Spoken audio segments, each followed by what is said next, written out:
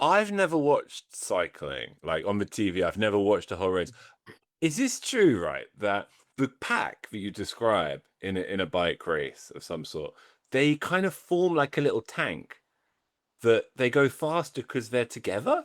Do they all lean in? This is am I being No, ridiculous? I'm no expert, but I think it's all about wind resistance. So I unlike the see. MQ, the MQ, we've got a cluster of vendors who are probably all trying to, kill each other. Like they're not, cooperating at all in trying to chase Nexthink. But in a bike race, yes, they're clustering, they're in behind, they're using wind resistance. So it's actually in a That is bike a race, thing, it's right, right, it's right. very difficult to stay out in front. Got Less it. so in the MQ. Less so in the deck space. No, we mustn't gloat, must we? We must be humble and grateful for this wonderful success that we've enjoyed, and we are. Hey, IT changemakers, and welcome to the DEX Show with Tom McGraw. Let's get into it. Hello, change makers. If there's one thing we love on the DEX Show, it's a Gartner Magic Quadrant. It's a Gartner Digital Employee Experience Magic Quadrant, no less. And my goodness, we've had a phenomenal one drop just a week or so ago. And listen, when a Magic Quadrant drops, there's only one person we look to call to discuss it with. He is Mr. MQ here at Nexthink. He's my long-term mentor and sometimes boss. He's the phenomenal Andrew Robertson. How you doing, Andrew? I'm doing well, Tom. Good intro. Thank you for that.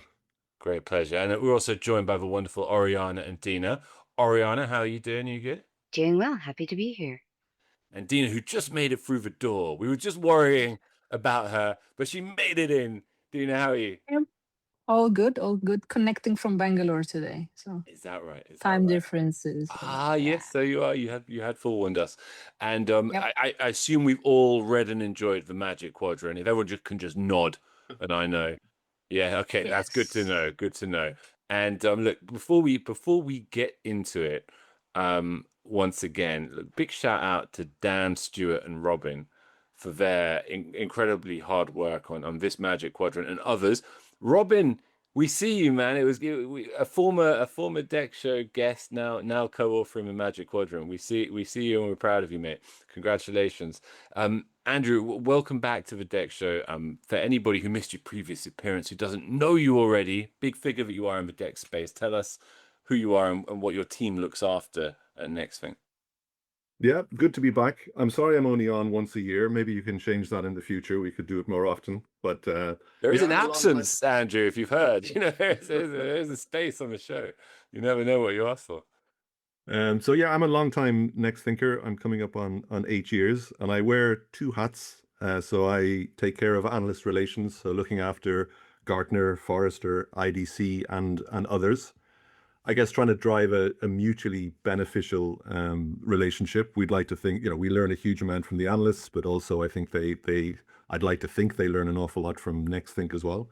So that's one side. And then also I head up the customer advocacy team here as well, where we try and put the customer at the center of everything we do, build the customer community, get our customers talking to each other, whether that's on virtual events, physical meetups, big ambassador program that maybe we'll talk about a little bit later on. But yeah, two hats, analyst relations and customer advocacy.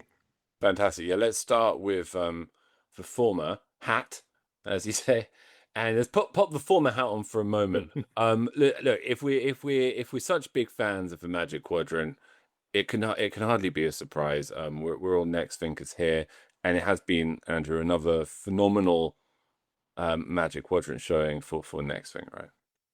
Yeah, and the MQ, I'm not going to say Magic Quadrant, I'm going to say MQ from here on MQ, in. got it. No props. The MQ is a big deal for us for a number of reasons. We're in marketing, so we know the value of really good, high quality, independent third party content. That's what we want. That's our lifeblood. And there's no one bigger than Gartner by a factor of probably 10. They are the biggest, most listened to, most visible analyst out there. So when they talk about DEX, people start to listen. So it's hugely important for us as a DEX vendor that we are shown as positively as possible in that analysis. And what I also like about the Gartner MQ is that it's, everyone talks about the graphic. Everyone wants to look at the graphic, but there's a huge, robust methodology going on behind the scenes. So they're not just looking at product, they're looking at the entire ecosystem required to deliver customer value. And they're not just looking at the here and now. So of course that's important. What vendor should I go for to deliver value today, right now? But they also take a longer term view as well. So what vendor out there is going to be the best partner for me as I start on or continue my DEX journey? So for all those reasons, really robust methodology, really widely read. So it's a huge deal for us. It is relentless, unlike other vendors or other analysts. It is every year. It's not every 2 years. So it seems to come around, very, very quickly. And there's always a fear, there's a bit of MQ fatigue. This is the third year there's been a DEX Tools MQ. But that's never the case. We always get hugely excited by it, and especially this year because we've had a great showing. So like the other 2 years previously, we're top right on both axes. But probably more importantly, we've increased our lead over other vendors. There's clear white space between us and the other vendors. So really happy with that. A lot of Next thinkers involved in that, and it was a great result this year for us. And we actually, people's appetite seems to only grow year on year, right? As well, we broke our website. I think we had so much traffic coming in after this publication. So it's and that's across the board, Tom. It's not it's our customers. Of course, they want to see. They've put their faith in Nexthink. They want to see how we're performing. But it's also, prospects, people that have not yet purchased a DEX solution, whether they're about to do it or they're really just very early stage in their journey. We're finding all of those folk are consuming the MQ. It is probably our number one download every year as well. So there's huge appetite in the market for Gartner, for the MQ, and especially for DEX tools. And look, this sounds like a bit of a trite question, but it is also a serious one, okay? Was I hallucinating, Andrew? Or did they actually have to make the quadrant itself, the Q in the MQ, did they have to make it bigger? Because suddenly Nexthink was further up in the top right, but the quadrant, I don't know. Did they make it a little bit bigger, or was I? So it's funny you say that. You're not the first person to say that. And there is a misconception that, the Gartner vendor ranking is absolute. So all the vendors slowly but surely move to the right and move upwards. Yeah. But that's not actually the case. Apparently not. Sure. So it's a relative ranking. So they take the weakest vendor and the strongest vendor. They put those as the pillars, and then they measure everyone else. Now, in a maturing market like DEX tools, you would expect everyone to start clustering together. That's what normally happens in an MQ. But for reasons that hopefully we'll discuss a little bit more, it's actually elongated. So there is huge white space. You'll have noticed that we used cycling as our go-to-market theme this year because we felt, looking down at the MQ this year, it looked like a classic bike race with a leader out in front and then the main bunch or the peloton trying to chase them down. So I wouldn't say that's recalibrated, but every year, because it's relative, it's all about how you perform versus your vendors, your competitors, your other vendors. So this year, obviously, we've outperformed everyone, which is fantastic. So, Andrew, and just to echo what Tom was just saying earlier, we're the leader. So we expect to be gloating. We're expected to be proud. And that's what leaders do. They run with confidence. They get to have bigger targets, and we aim higher always, right? This is what we do at Nexthink. So that's just a fruit of the success that we have been suing throughout the years. So I have a question. What are Nexthinkers, not least yourself, right, particularly proud of in this year's showing? Good question. Yeah, it's a question I don't really like answering because I think the key to the Magic Quadrant, it's a very holistic view of the space. So the minute you pick out individual things, you kind of lose the essence. We're top of the Magic Quadrant, top right, because holistically we have the most complete DEX solution. That said, Gartner every year they pick out 3 strengths for each vendor, and if you look at Nexthink's strengths this year, I think they're hugely important. So they acknowledge our product, which obviously is the cornerstone of everything. I keep saying it's not just about the product, but of course that is the cornerstone. And they shout out Nexthink's, the breadth and depth of our functionality, the extensibility, the ease of use, the ease that we can integrate into the wider environment as well. So for all those reasons, having Gartner shout out your product is hugely important. They also talk about our market responsiveness as well. So, not only did we create this category all those years ago, but we're consistently first to market with new features. So I think Gartner recognized that as well. We are ahead of the pack in terms of releasing new functionality, being absolutely up to date. And the final one, which Tom will love, is marketing. So for the third year in a row, they've shouted out Nexthink marketing as a key strength, which is super to hear. And anything in particular, Andrew? Oh, now that's a leading question, sir. But you referenced the three guys at the start of the show, and I know they all are big fans of this show, the DEX Show. They all listen to the Soul of the CIO. They all consume all of the content that you and team are producing. Especially love the survey-based reports that you're generating as well. So maybe in the big scheme of things, marketing is not as important as the other two, but we'll absolutely take it as well. I think it's great, and a good shout out to you, Tom, as well, that they've recognized you for the third year in a row. I recognize us. We're a team over here, and we appreciate you guys a great deal in return.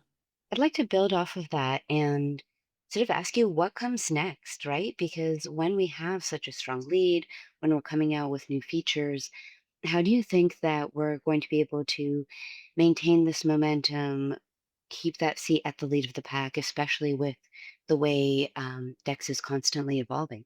Where do you think our strategic focus should be, can be, building off of all of this? Sure. Well, everyone is talking about AI. It's very easy to say we are AI leaders. It's all over our roadmap. It's actually, and it's been, proven, it's very difficult to deliver it successfully. And lots of people are still struggling to deliver AI-based functionality. But I think it's part of our heritage. If you look back to the founding of Nexthink all those years ago in Lausanne, AI was a core part of that. And I think we've always had that expertise. And I think that's been shown in the roadmap and in the products we've released in the last 12 months. If you look at the idea of putting an IT agent, for every employee with Spark, providing a single enterprise view of how AI is actually being used in an organization, so with AI Drive, and then bringing all of DEX together and providing an AI native interface to that through Workspace. There's three great examples where we've been first to market and we've got it absolutely right. So I think that will continue to be the cornerstone. We'll build on that. AI and Gartner shouted out in this year's NQ. We're going to see AI, more use cases, wider usage, governance, policy coming into play as well. So I think we're absolutely on the right track. As Tom said earlier, there's no way we can be complacent at all. But I think the foundation is there. We've shown we can do it, and I think we can continue to roll out additional capabilities faster and better than other vendors. That's been the core of our success. I'm certainly glad to hear you say that, considering that's a lot of what I've been working on, what I'm continuing to work on is working with all of those teams to really continuously improve that, right? We are looking into, what are the needs that are arising for all these enterprises as they're using these tools. And it's exciting stuff, and we're really iterating on all of it all the time. So I'm certainly feeling very excited and like we have a lot of opportunity there. So glad to hear that you think that that's a good place for us to keep our focus. 100%, absolutely. Yeah.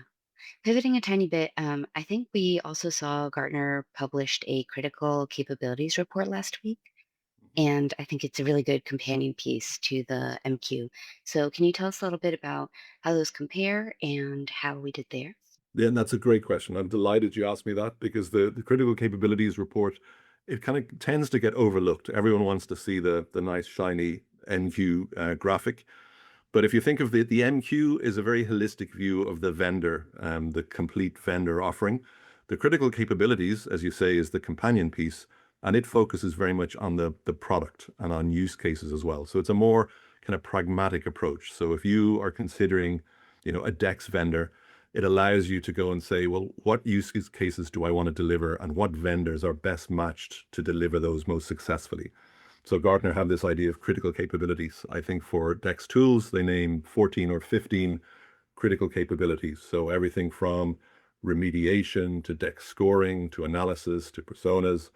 And then they allow you to weight all of those capabilities in order to deliver what they consider the top 5 use cases for DEX tools.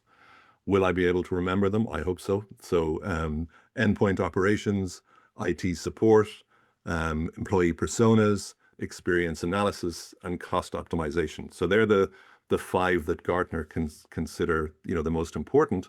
But if you're a Gartner client, you're allowed to go in and you can weight the capabilities any way you wish, tailor it absolutely to your use case, and it will spit out, what vendor is best aligned with your immediate needs. And again, selfishly, the great news is that Nexthink, as we have done in previous years, came out on top in all 5 use cases. So again, really unusual in the Gartner world for a single vendor to be, top on both MQ axes and also top in all 5 use cases. So there's no real ambiguity there. I've yet to find a way to weight it that we don't appear on top, but maybe it is possible. So, I would urge everyone, absolutely use the MQ as your start point, but have a look at the critical capabilities. It's a really pragmatic document. As I say, you can tailor it to your needs, and it gives you a really product-centric view of, how you best approach the use cases that are most important to you. We're not just a podcast production vendor here. Yeah. Quite. A lot more.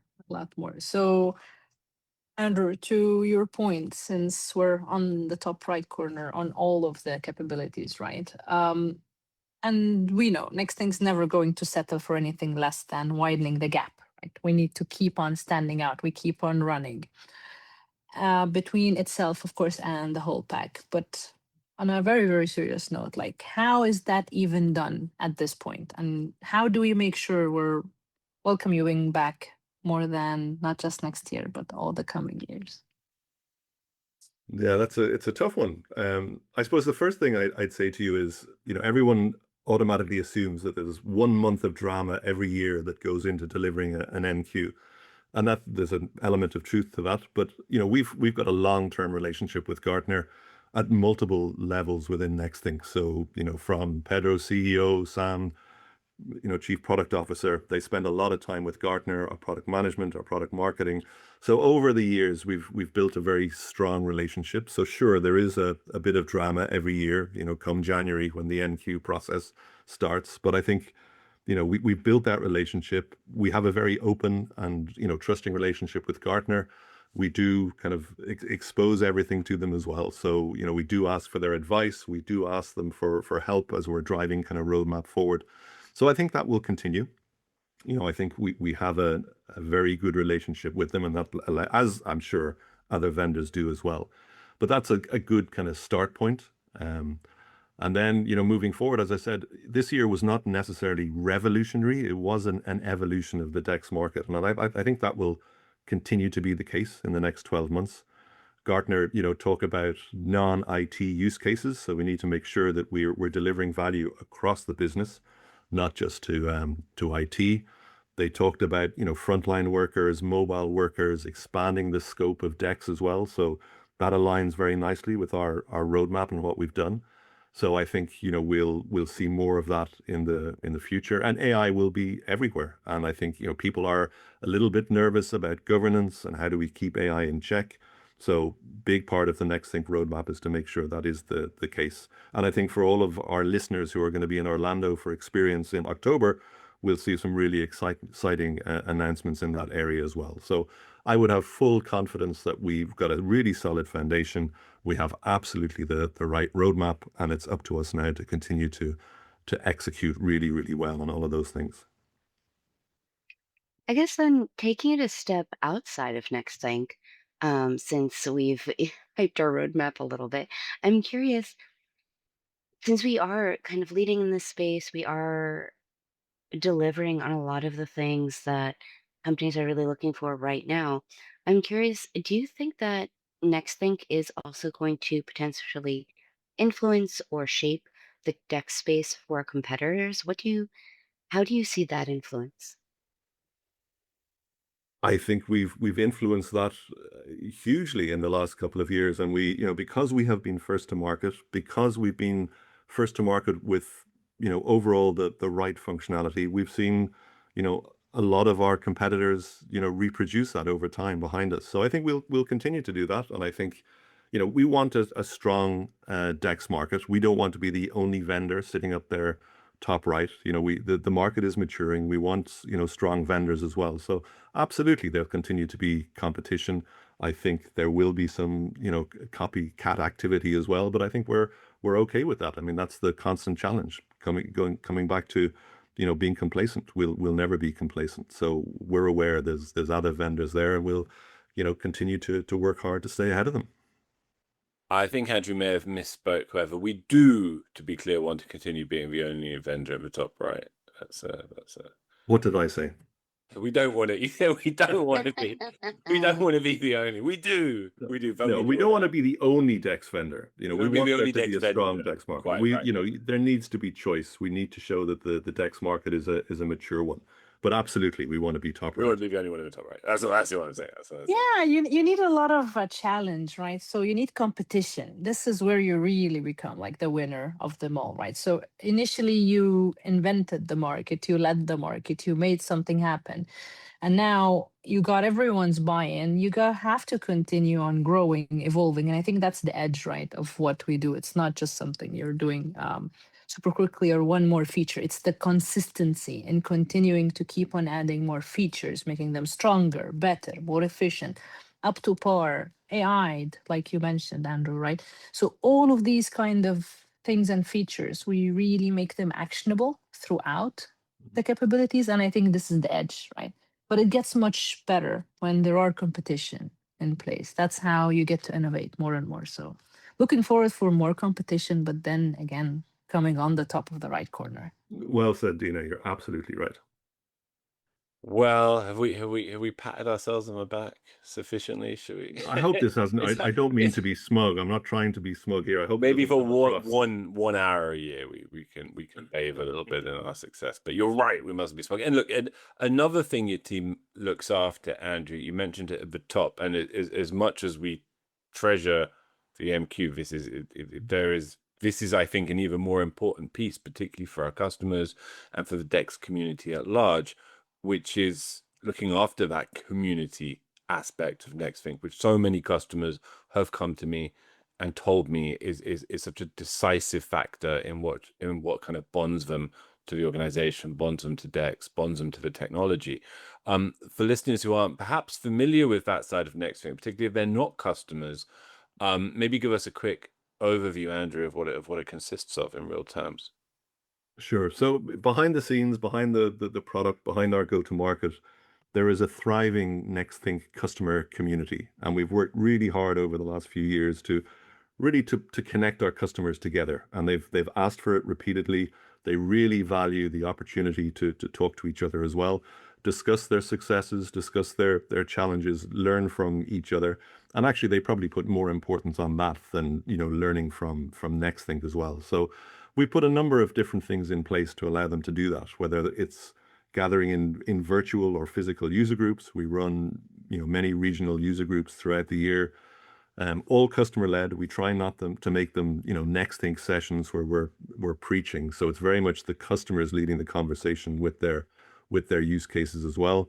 We then have an ambassador program, which I'd like to think is kind of across geographies, it's across products, it's across verticals.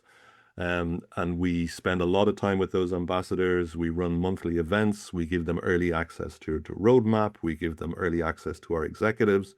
We make a big fuss of them, add experience every year as well. And they really value that. And in return, we ask that they speak openly and honestly about Nexthink and the successes they've had. So whether that's working with you and your team, Tom, with some of the content we put out, whether it's putting our ambassadors on stage, either on experience on the main stage, but right down to the smaller regional events that we're running as well. So yes, I suppose it's selfish in a way. It is about advocacy. Success for us is we have our customers, talking about their successes with Nexthink, but underlying it, there's a lot of work that goes on, and I think a lot of value that we deliver to the community in terms of how we get them to talk to each other, to learn from each other, and to share their stories, which they're very happy to do. Indeed, they're wonderful people to work with, and that's absolutely sincerely said. How do you see, Andrew, the community space evolving in 2026, or what's coming near on the horizon, which really excites you in this specific area? Mhm. Well, I mentioned experience in Orlando in October. I mean, I think that'll be a Deal. big, Yeah. it's our big ambassador and community event every year as well. So again, we make a big fuss of them. We give them a space where they can relax and meet each other, eat and drink. We run kind of various different cocktail and other kind of dinner parties as well. So we've always kind of lots on. So first and foremost, I'd say experience is kind of something to be excited about. And then I kind of just to mention the coverage. I think we're always looking for new ambassadors, new customers to join the family, to make sure that, you know, if I want to talk to someone in my vertical, in my geography that's using the same kind of products that I'm using, then we can find someone within the community that can help you as well. So I think it's just going to be driving that on an ongoing basis, make sure we have the right reach and we continue to give them the best possible experience. And with that, let's put in a plug for the wonderful experience event. If listeners haven't heard, this year it's October the 5th to October the 7th. There's only one experience proper. You know, we've traditionally done one in Europe, in London, one in the US. This year it's only in the US at the JW Marriott Grand Lakes Hotel, Orlando, Florida. But listen, all our European customers and ambassadors and everybody and prospects are more than welcome to come and join us now. In fact, we want a lot of people from Europe to come over. And I'm just going to say, Andrew, right? I've seen a lot of, really, intellectual marketing about this event. You know, you're going to find out about automation. You're going to find out about AI and DEX and the future of it, all of which is true, right? But it's also, just to underscore, it's also in Orlando, in Florida, in October. You're bound to have a pretty nice time, particularly if you're an ambassador, right? And you're getting those cocktails. And I mean, I'm just saying that people don't seem to be emphasizing this aspect of it enough. Would you agree with me? Do you think that's? I will. It's going to be a super fun event. I think it's going to be, you know, people are going to learn a huge amount. If we take it back to the analysts for a while, not only will Dan Wilson, MQ author, be on stage as well, but remember Gartner, not the only analyst that we work with. So Christy Punch from Forrester, delighted that she'll be there as well. So there'll be huge analyst presence. They'll be on the ambassador hub as well, so you'll get a chance to meet them in person, not just hear them on stage. But you're absolutely right. There's a huge amount of information to be had, but there's an awful lot of fun to be had, new friends to be made, and as you say, Orlando, what's not to love? I'm not saying you get your manager to pay for your holiday in October. I'm not saying that. I'm not even suggesting it. I'm just saying there's a link in the show notes to find out a bit more about this wonderful event. And last year, we had Neil deGrasse Tyson. Who knows? Who knows who might be with us this year? Andrew, to round things off, sir, you were a Nexthinker at least a year, I think, before me. What is your favorite thing after all these years in 2026 about being a Nexthinker? Good question. Yeah, so I joined Nexthink in 2018. I guess you were 2019, were you? I was indeed, late 2019. Yeah. And I think, when we both started, I mean, Nexthink was already highly successful, and you could argue it was a big company, but there was a real feel when we joined that there was a startup atmosphere. There was a feel that you could go out, you could get stuff done, you could move really quickly, be very nimble. And I think we've done really well over those 8 years to kind of maintain that. Of course, we've got, 100%. much bigger. We've scaled. I think we've scaled very well. So I think we have all the benefits of being that bigger organization now. But I don't think we've lost that startup mentality. So I think that's the thing I really value. Yes, we're working for a really big, successful organization. But, there's a lot of people, everyone on this call as well, we're getting stuff done, we're rolling up our sleeves, and there's opportunity to do that. We haven't really been held back by being bigger. So I love that startup feel. It's amazing how little has changed in those years to work here. 100%. Dina's nodding. It's my 9th year anniversary today. No way! Congrats! Congratulations! Thank you. So I can test and comment on that as well. We have it. We have that culture. We have the spirit of let's roll our sleeves. Let's just go and do it now, right? And this is, I think, is a key success metric that you don't find in every organization. It's one of the secret attributes, let's say, right? So it is as exciting. So this is my 9th year again. Super exciting, as if it's still year one. Plenty of things to do, plenty of achievements and milestones. That's why bring it on, all the challenges. We're gonna crush them. Love it. You're a true veteran, Tom. We're just babies compared. Babies. That's happened all the time. Listeners will know we've always got people on it like 15 years, 10 years. Oh my God. Yeah, and in a few years, it's gonna be many years ago where AI was still a baby, right? We were still leading. Could be. All being well. All being well. Well, look, perhaps listeners will forgive us this victory lap episode. If you've made it this far, then you can't have been so bad. But listen, if you haven't read the wonderful Magic Quadrant yet, the MQ links in the show notes, so you can get your manager to book your holiday to Orlando, get a free copy of the MQ, and don't say we never give you nothing over here. Andrew, always a pleasure to have you on. Oriana, Dina, thank you so much. See you all soon. Thank you, Andrew. Thanks. Bye-bye. That's it for this week's DEX Show. We'll be back next week. And if you don't already, be sure to follow the show so you don't miss an episode. Until next time.